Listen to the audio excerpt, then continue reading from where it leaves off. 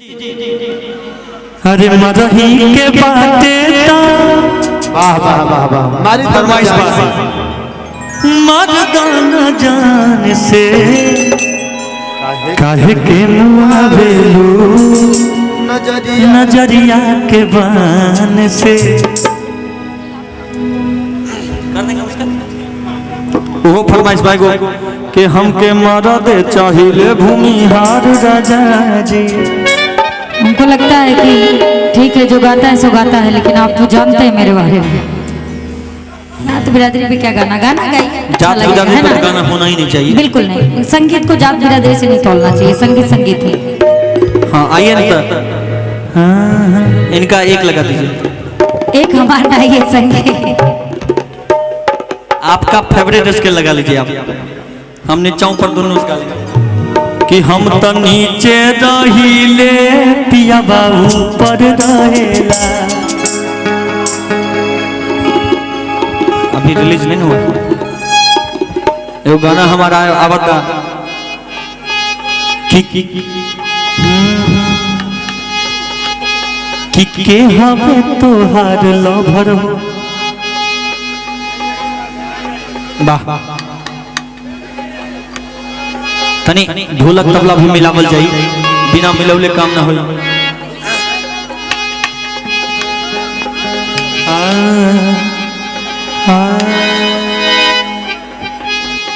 वाह मार ढोलक या ढोलक पर ताल जोरदार। अब भौजी के लागई चलते बुखार बोला हाय रे।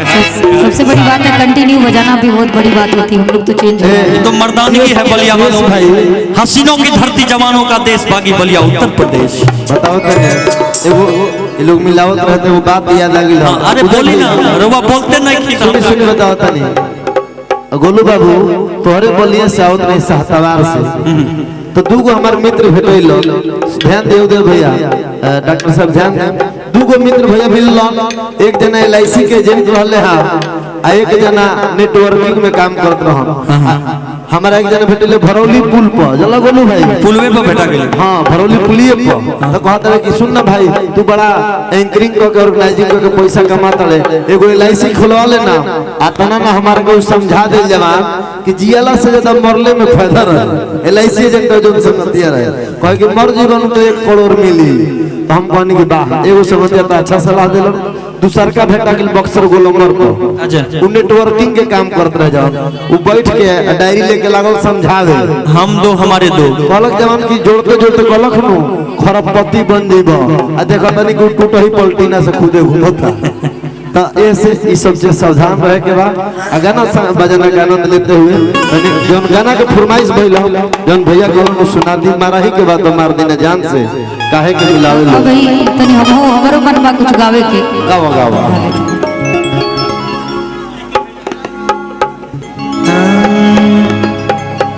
शिकार हो जइबू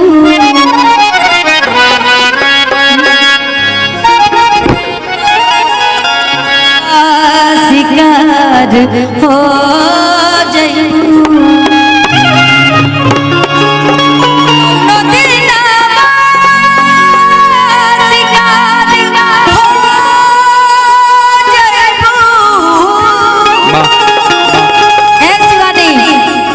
मगदवा ठीक बा। ज्यादा अगर एने ओने करबू तो केहू न केहू के शिकार बच जाइबू। सही बात बना औ तो होखले के काम बा होबे करी शिकार।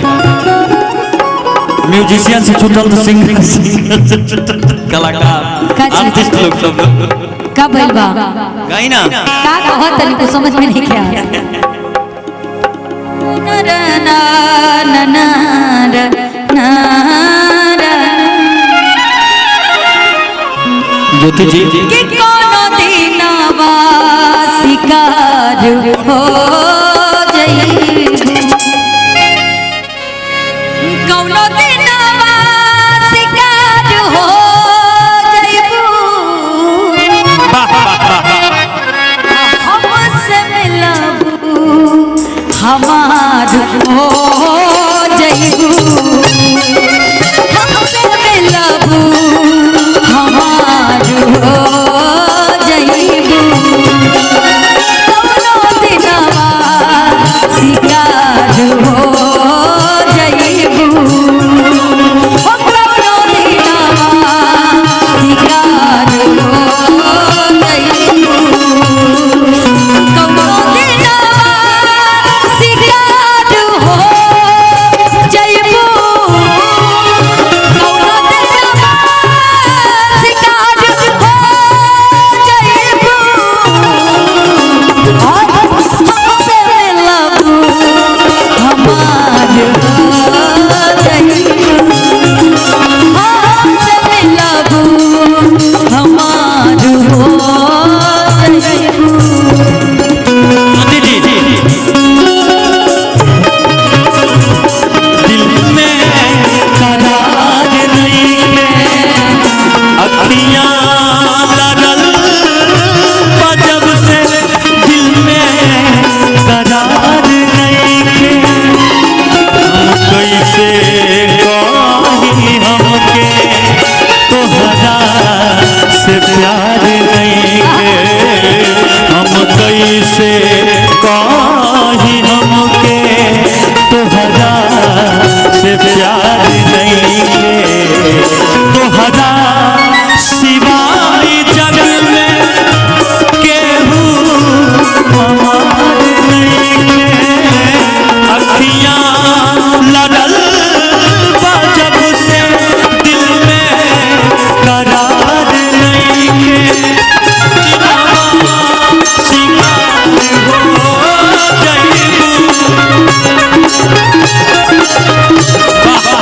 और शिवानी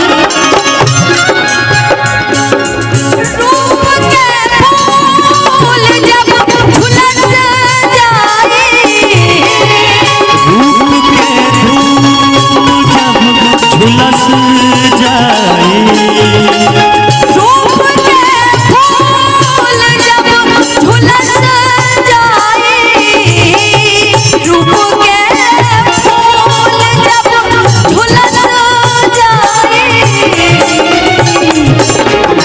रूप के फूल जब झुलस जाए क्या होई झुलस जाए चांद नदिया के पार हो जइबू चांद नदिया के पार हो जइबू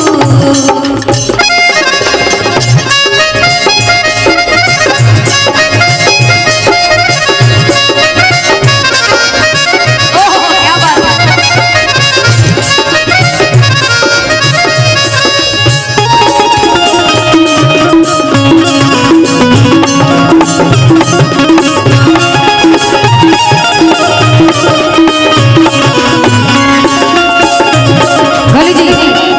गोलू जी आइएगा इधर अरे भैया ढोलक में का भइल बा काहे ऐसे करता नहीं साउंड वाले भैया